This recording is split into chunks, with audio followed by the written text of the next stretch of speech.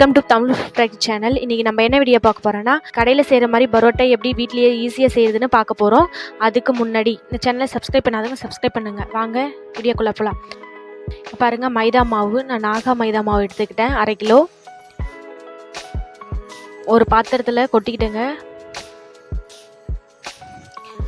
அதுக்கப்புறம் வீட்டில் கொஞ்சம் வச்சுருந்தேன், அந்த மாவையும் போட்டு மொத்தம் 1 கிலோ மாவு நான் எடுத்துக்கிட்டேங்க. உங்களுக்கு தேவையான அளவு நீங்கள் எடுத்துக்கலாம். 1 கிலோ மாவு, சால்ட் உப்பு, தேவையான சால்ட் உப்பு,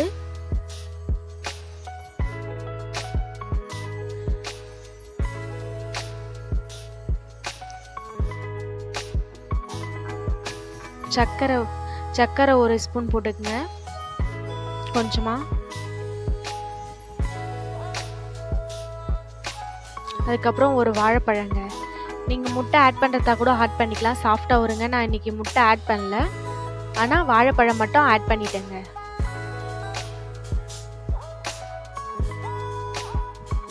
வாழைப்பழத்தை இந்த மாதிரி நல்லா பிசைஞ்சிக்கங்க. லைட்டாக தண்ணி போட்டு நல்லா பிசைங்க. இப்போ நம்ம நல்லா பிசைஞ்சிக்க போகிறோம்.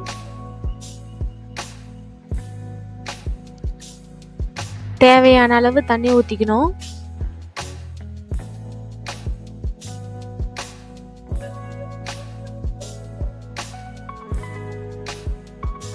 பாருங்கள், நல்லா சாஃப்டாக வர அளவுக்கு நல்லா பிசைனுங்க. தண்ணியாட்டவும் தேவையில்ல, மாவு ரொம்ப கெட்டி பதமாகவும் பிசைய தேவையில்லைங்க.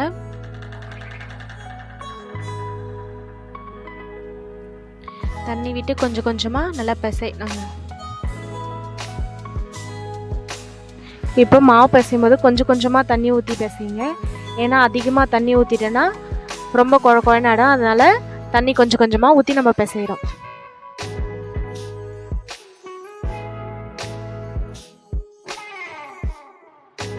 நம்ம சப்பாத்தி மாவு பிசைகிற மாதிரி தாங்க. இதில் சப்பாத்தி மாவில் மேலே எண்ணெய்லாம் போட்டு பிசைவோம், இதில் எண்ணெய்லாம் போட தேவையில்லைங்க. அதுக்கப்புறம் நம்ம எண்ணெய் போடுவோம்.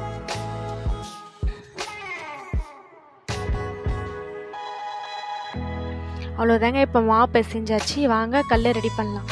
கல் ஃபஸ்ட்டு எப்படி க்ளீன் பண்ணாலும் ஒரு துணி வச்சு க்ளீன் பண்ணிவிட்டு கொஞ்சமாக மாவு அதில் போட்டுட்டுங்க நல்லா தீத்திட்டு, ஏன்னா எதாவது டஸ்ட்டு ஏதாவது இருக்கும். ஆக்சுவலி நம்ம நல்லா தான் வாஷ் பண்ணி நல்லா சுத்தமாக வச்சுருக்கோம், இருந்தாலும் அந்த மாவு போட்டு சுத்தம் பண்ணிடலாம். இப்போ மாவு போட்டு நல்லா தேய்ச்சிட்டு ஒரு துணியை வச்சு தொடச்சி விட்டுடலாம்.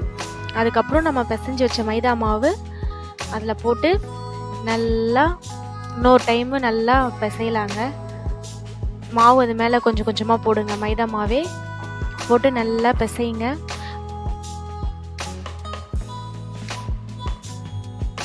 நல்லா பிசைறவங்க.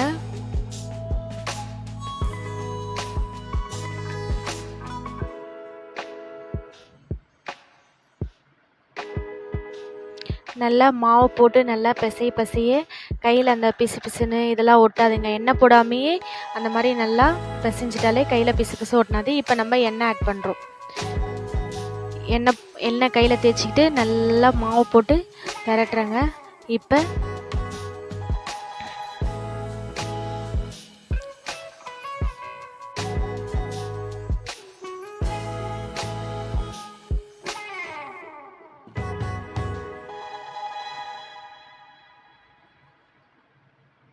பாருங்கள், மாவு கையில் ஒட்டாமல் உருண்டை பிடிக்கிற அளவுக்கு வந்துருச்சு. இப்போ லைட்டாக மேலே ஆயில் போட்டு ஒரு தட்டோ ஒரு பாத்திரமோ ஏதோ போட்டு மூடி வச்சு ஒரு 10 நிமிஷம் மூடி வச்சா போதுங்க. ஊறிட்ட இன்னும் சாஃப்டாக வருன்றதால. இப்போ நல்லா பிசைஞ்சு வச்சுங்க. இப்போ ஒரு கத்தி எடுத்து இந்த மாதிரி ரோல் மாதிரி கட் பண்ணிக்கங்க. ரோல் மாதிரி கட் பண்ணி இந்த மாதிரி சின்ன சின்ன குட்டி குட்டி பீஸாக கட் பண்ணி எடுத்து வச்சுக்கிறோங்க.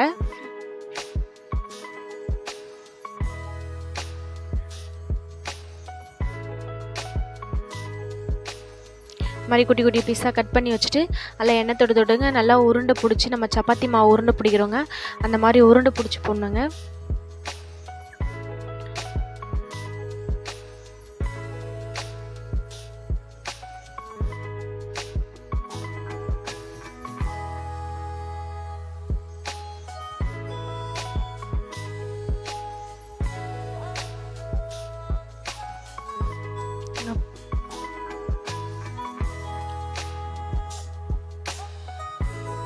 இப்போ எல்லாத்தையுமே உருண்டை பிடிச்சி போட்டாச்சுங்க. ஆயில் போட்டு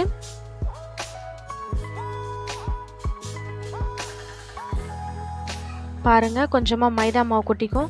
இப்போ 2 உருண்டை வச்சு 2 ஒன்று அடியில் வச்சுட்டு இன்னொன்று அந்த மாவு தொட்டு மேலே ஒட்டி விடுங்க.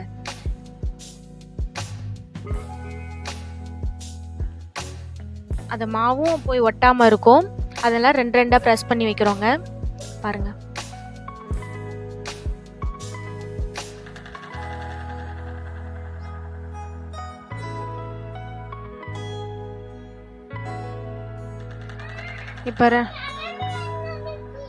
இப்போ 2 போட்டு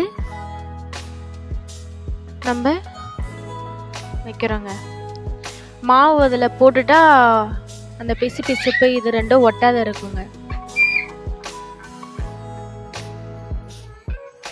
இப்போ நம்ம சப்பாத்தி உருட்டுவில் அந்த கட்டை எடுத்துக்கலாங்க. அதை போட்டுட்டு இந்த மாதிரி தேய்ச்சி மாவு தொட்டு தேய்ச்சி ஒரு இடத்துல வச்சுக்கலாங்க.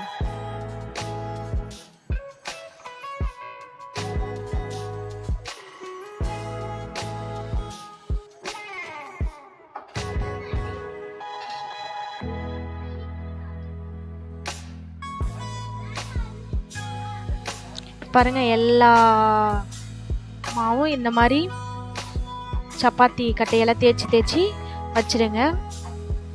ஒவ்வொன்றுத்துலேயும் 2 உருண்டை வச்சு தேய்ச்சி வச்சுருக்கோம். எல்லாத்தையும் தேய்ச்சி எடுத்துக்குவோம்.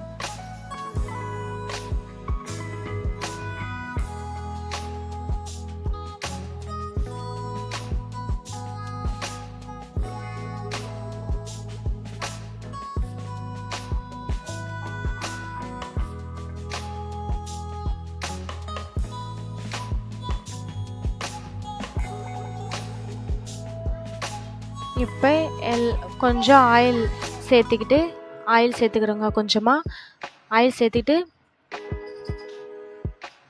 மாவு கொஞ்சம் சேர்த்துட்டு அந்த திரட்டி வச்ச மாவை அதுக்கு மேலே போட்டு எல்லாம் ஒன்றா வைக்கிறோங்க. ஏன்னா ஒன்றோட ஒன்று ஒட்டாமல் இருக்கும். பாருங்கள், மறுபடியும் ஆயில் போட்டு மறுபடியும் திரட்டி வச்ச மாவை எடுத்து அது மேலே வைக்கிறோம். இந்த மாதிரி எல்லாமே இந்த மாதிரி மாவு வச்சு எண்ணெய் போட்டு எடுத்து வச்சிடுறோம்.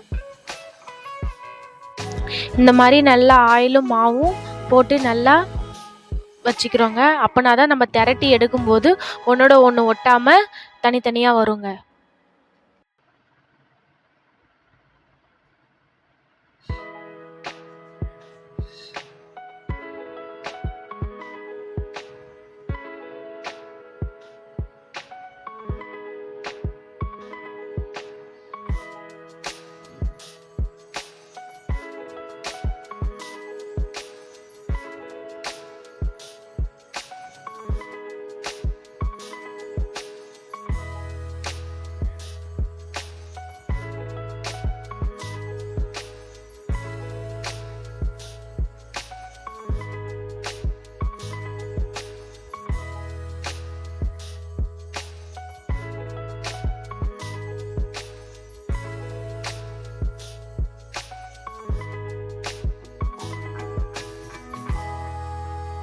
இப்போ நம்ம திரட்டி வச்சோம்லங்க, அது ஒன்றா கையால் நல்லா அமுக்கி விட்டு இப்போ மறுபடியும் சப்பாத்தி கட்டையால் உருட்ட போகிறோங்க. பாருங்கள், சப்பாத்தி கட்டையால் மறுபடியும் திரட்டுறேங்க. அது எல்லாத்தையும் ஒன்றா சேர்த்து எவ்வளோ அகல வேணுமோ அவ்வளோ அகல திரட்டலாம். ஏன்னா பரோட்டா கடையில் மாஸ்டர் வந்து நல்லா அடித்து பெருசாக தட்டி எடுப்பாங்க. நம்மளுக்கு அது தெரியாதுன்றதால நம்ம சப்பாத்தி கட்டில் பெருசாக தட்டி எடுத்துக்கிறோம்.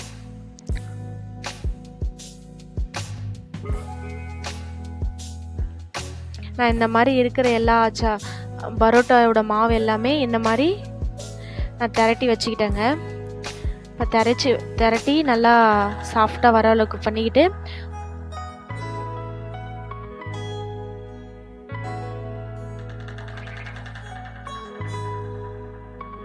கத்தி எடுத்து கட் பண்ணுறோங்க.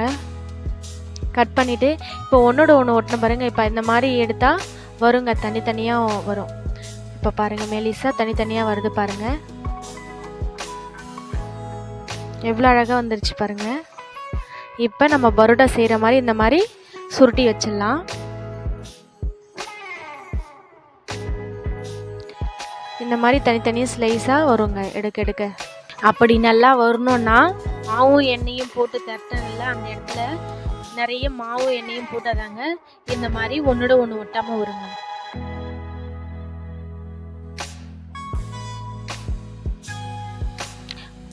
இப்போ இதே மாதிரி எல்லாமே எடுத்து இந்த மாதிரி சுருட்டி வைக்கலாங்க.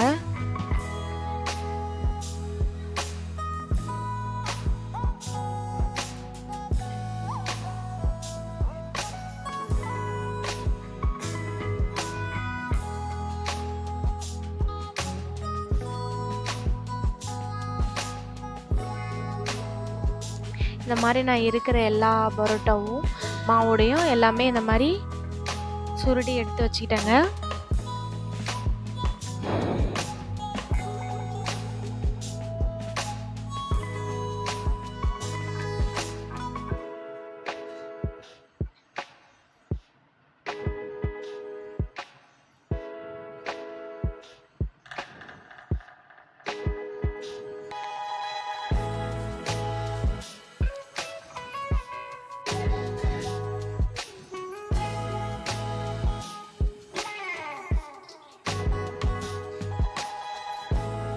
பாருங்க, இருக்கிறதையும் பாதியாக ரெண்டாக கட் பண்ணிவிட்டு அந்த மாதிரி எடுத்து வச்சுக்கிறேன்.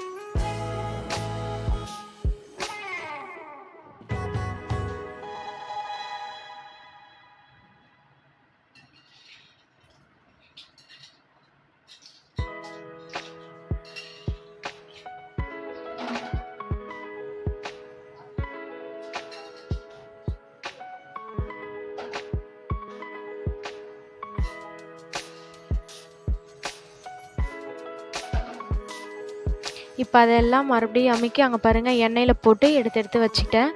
எண்ணெயில் திரட்டி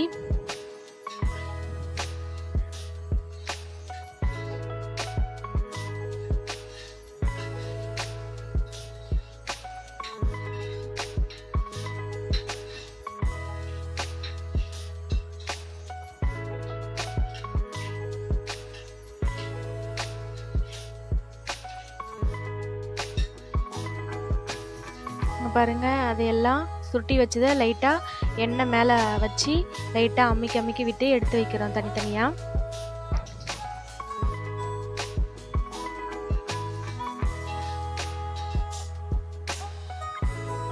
இப்போ மேலே எண்ணெய் போட்டு மறுபடியும் திரட்டுறேங்க.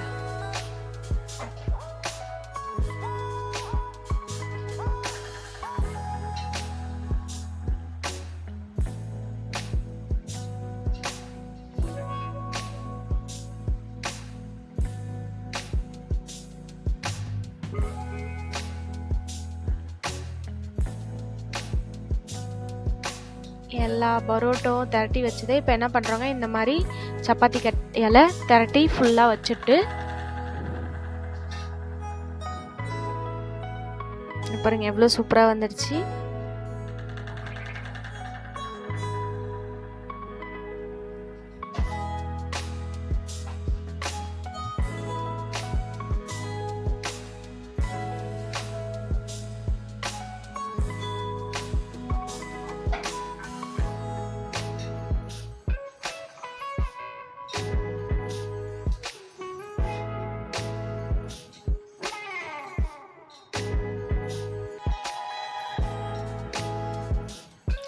இது கொஞ்சம் நேரம் ஆயில் போட்டதாங்க கையில் பிசு பிசுன்னு ஒட்டாது, நல்லா சாஃப்டாகவும் இருக்கும், டேஸ்ட்டாகவும் இருக்கும். அதுக்காக ரொம்ப ஆயில் தேவையில்லைங்க.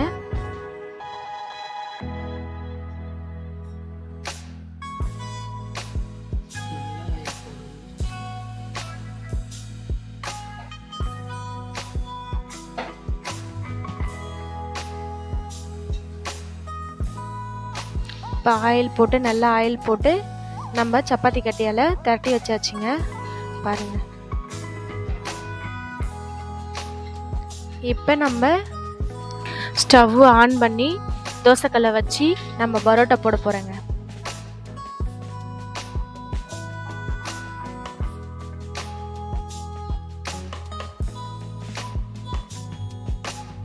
நீங்கள் சுற்றி 4-5 6 இந்த மாதிரி போட்டுக்கலாம், இடம் இருக்கிற மாதிரி.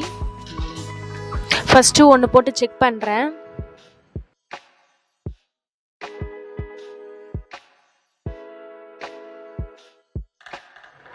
இடம் இருக்கிறதால இன்னும் 2 போட்டுக்கிறேன். நீங்கள் அதே மாதிரி உங்கள் கல் எவ்வளோ அகலம் இருக்கோ அதுக்கு தகுந்த மாதிரி எத்தனை போட முடியுமோ அத்தனை போட்டுக்கலாம்.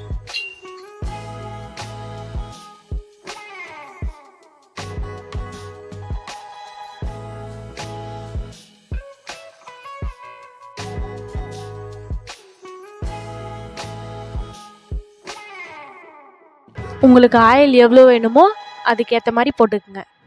நல்லா வேக விடுங்க. வெந்த பிறகு எடுத்துடுங்க.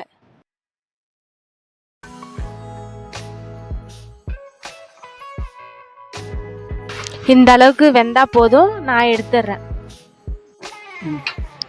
எடுத்துக்கிட்டு ஹோட்டலில் தட்டுற மாதிரி தட்டிக்கலாம். அப்போனா தான் ரஃப்பாக இல்லாமல் சாஃப்டாக இருக்கும். குருமாவில் தொட்டு சாப்பிடும்போது சாஃப்டாகவும் டேஸ்ட்டாகவும் இருக்கும். பாருங்கள், கடலை செய்கிற பரோட்டா மாதிரி நம்ம வீட்லேயே இன்றைக்கி ஈஸியாக செஞ்சாச்சுங்க. So parotta ready. இந்த வீடியோ உங்களுக்கு பிடிச்சிருந்தா லைக் பண்ணுங்கள், ஷேர் பண்ணுங்கள். மேலும் இது போன்ற வீடியோக்களுக்கு இந்த சேனலை சப்ஸ்கிரைப் பண்ணுங்கள். நன்றி, வணக்கம்.